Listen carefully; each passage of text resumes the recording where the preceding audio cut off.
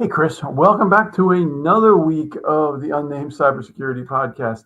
Anyway, it's Matt's sick again, and it's back to the Chris and Bob show, I think. Like I said, the joke was he's as unreliable as the Chiefs offensive line. I think that's what I Oh, said. Oh yeah, that stings if you're a Chiefs fan. Sorry about that, oh but man. it's fine. Matt gets football. It was a good joke to have. Um, Always game, pick the, on that. yeah, the game was interesting to say the least. So, and then Matt says he's sick, but we know what post Super Bowl means, right? Sick. Yeah, actually, I heard that the day after the Super Bowl is like one of the biggest call out sick days. And it was funny. There was a thing I saw on TV. It's like, yeah, two percent of these people are going to call in sick. Then another 2% are just going to ghost their job for the day. And I'm like, really? Well, yeah, I mean, it's pretty early, but it doesn't get over till 10:30. So Yeah. Well, I don't know. some It's people what like it to is. I drink a guess. little too much, I suppose. Depending on who you were rooting for, you might be drinking a lot more. That's fair. You had something you want to talk about. I have a story, but you have a story too. Something about video games and work computers. I Oh think it's a good yeah, topic. This is a good topic. yeah. So sometimes we'll come up with a client that comes up and says, "Well, Joe over here is one of my best employees. I want to buy him a gaming computer because like he works extended hours and sometimes he wants to play a game." I'm like, "Well, that's all fine and good, but not on a work computer, please." Um, Turns out we had two different issues that we can talk about on this. Is one of the gaming computers wouldn't run the security software that we have because it was actually getting in the way because it wasn't that the guy installed anything. It was what came with the machine. And when the machine did an update, all our security software stopped working. It actually it had put in its own network optimization stack in it, and Oh, um, basically was rerouting secure traffic, and it was just getting dropped based on everything that was going on.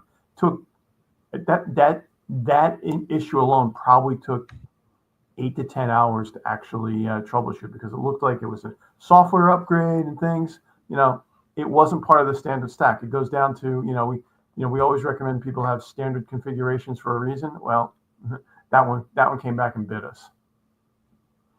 But I really want I know what software you're talking about too. We'll just leave it at that. It to, can yeah. be troublesome. And it came with the machine, so it was like it was kind of hard but fun. But anyway, there's a vulnerability out there that just popped this week for what is it, Marvel Rebels. People want to use again. People think that I work during the day. I can still play my games on the computer at night. Well, turns out these games are getting flagged by our security software as rootkits because they're going deep and doing things in these computers that are trying to prevent people from hacking the games, and and they're tripping all kinds of alerts. Oh, let's dive into this. You said Marvel Rivals, right? That's Yep. the game. Yeah. All right. Yeah. So Marvel Rivals, it has the software itself actually had some issues that allowed for remote execution of arbitrary code, which I don't know. It's not exactly a good thing to happen on your computers, is it? Oh, this gets better. It actually affected the PlayStation 5 too. You can take over somebody's PlayStation 5. Oh, there you Yeah. go. Yeah. Let's see. They discovered uh it's their hot fix patching system. It allows remote code execution to update the game. Cool. Yeah. That's a good one. Um So it's an interesting way to do it. keep the video games off the work computers, Well, even if when you're at home. Because here's the thing. Even on if somebody's using that machine at home and that machine gets compromised, now the bad guys have a way to get in and potentially run laterally into the other machines that you've got. well, I've joked a lot with people that like the anti cheats that these games use, they're kind of like rootkits. except for rootkits is designed to do malicious things like malicious purpose, but like they give these anti-cheats kernel level access so they can access whatever they want. Yeah. Because they have to monitor everything in the system and the memory trying to stop people from cheating. So when you combine that with on a work computer, you've now given something full access to something. So if it does get exploited, yeah, the data you have there. And these games go through intensive security checks, right? Before updates go out? Yeah, I'll go with that. Sure. Do I think secure coding practices exist in game development houses? Probably. Is it the best? Probably not. Yeah, but in their case, if you know, they're probably throwing stuff out, and if it breaks, oh well, we'll fix it when we find out that it's broken. They're not extensively testing any of this crap. Yeah. And I mean, the other thing you go along with it too is when you give something that level of access, it could crash your computer. So when you're doing it, when you think about it from a business standpoint, do you really want to risk your computer crashing during the day because you have an anti-cheat installed? Probably not. It's a good question to have. I mean, everybody can make their own risk decisions, but yeah, probably not the greatest thing in the world. Yep. So what happened with you? Well, another co-managed situation this last week, and we talk a little bit about why people shouldn't be in the administrative group on their computer, right? Shouldn't be administrators. Mm-hmm. Well, sometimes internal IT, I don't want to say it's lazy, but maybe they get a little lazy or they get a little sloppy and they give people admin rights. And then people download software from the internet that ends up having some malware embedded in it. It then creates like a scheduled task to run on the next login and presents you with a challenge. We had two different ones last week. One looked like it was going to be ransomware. I won't go into details about that. The other one was more like an info stealer. It was going to run on next login, and it was basically to steal information, so passwords, keystroke logger, stuff like that. It all got flagged by our security software, so nothing bad happened. But what if we didn't have it on there? What if the internal IT didn't install it on there? Exactly. And you didn't know about it, right? All because somebody had admin access. They decided that they wanted to install some software they found on the internet. So I don't know. It's like I feel like we're like beating a dead horse, kind of in a situation where we just talk about simple things, but right. And I'm assuming it was the security team that saw that scheduled task pop up because of monitoring that was in place. Things like antivirus that people are running today, they don't catch any of that. And because I had the same, I had a similar thing trip last week too. It was actually an some HP application that was on this thing did kick off a scheduled task for the next administrative login. And I'm like, what is this? Yep,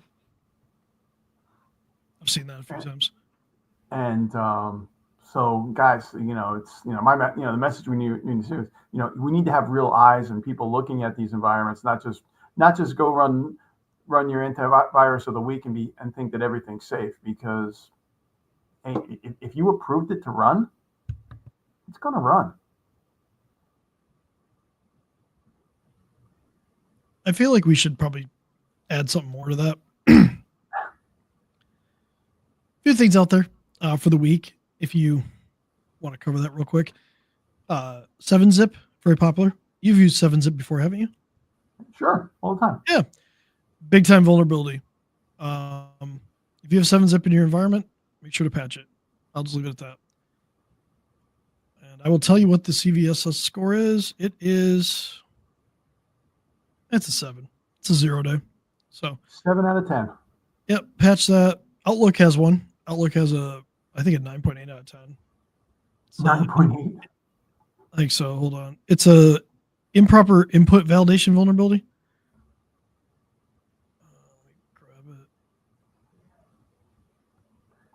Anyway, Patch everything you've got, guys.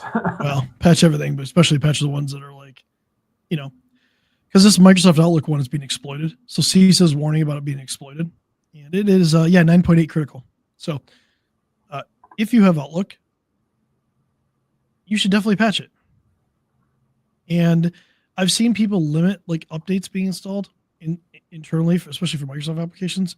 Make sure that your IT team is looking at that and make sure that they get that out there, because this is actively being exploited, which is never good. And one last thing. If you heard of DeepSeek, be very careful with using DeepSeek. They apparently transmit sensitive information without encryption. Perfect. Yeah. So, yeah. Well, there was another. I saw there's another one. There was also a data breach for a potential data breach brewing for ChatGPT. Yeah. That looks more like data scraping and like password reuse. I mean, it could be a breach. I mean, I don't think they've really said right. Be careful what you're putting in any of these applications is really the message. And yeah. Well, and again, we've probably beaten this one too. MFA. Like, please don't reuse passwords, but definitely turn on MFA. And if you have a ChatGPT account right now, you should probably go reset your password and just turn on MFA, just to be safe. While we're waiting on this to see what it is, just to be safe. My password on a dozen sites then. What'd you say? I'll have to change my password on a dozen sites then too, because everyone reuses it. And that, but yeah, it's really interesting. I saw that too, and they haven't really said anything. OpenAI says they take it seriously, but they have, to give you guys context, 20 million OpenAI accounts were leaked on a dark website, like a hacking forum. It's using its email address and passwords. I'm going to gather that none of those have two-factor authentication or multi-factor authentication turned on, and they're probably just passwords that are just reused. They probably just automated some system to go in and verify that they can log into ChatGPT, and they just posted them for sale, which gives people access to everything that you typed in ChatGPT if you haven't deleted your history. So, again, if you think you could be affected by that, go change your password, turn on MFA. Just simple security practices will go a long way. Cool. Yeah. And then maybe next week we'll have Matt back and we do the shared responsibility we've been talking about for a month because Matt just won't show up. And I'm sure Matt's going to watch this and he's going to be. I'm calling him out. It's good. He's legitimately sick. He just needs to feel better. So yeah.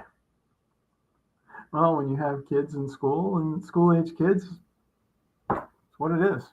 All right. Catch you next week, and hopefully you're recovered from the Super Bowl.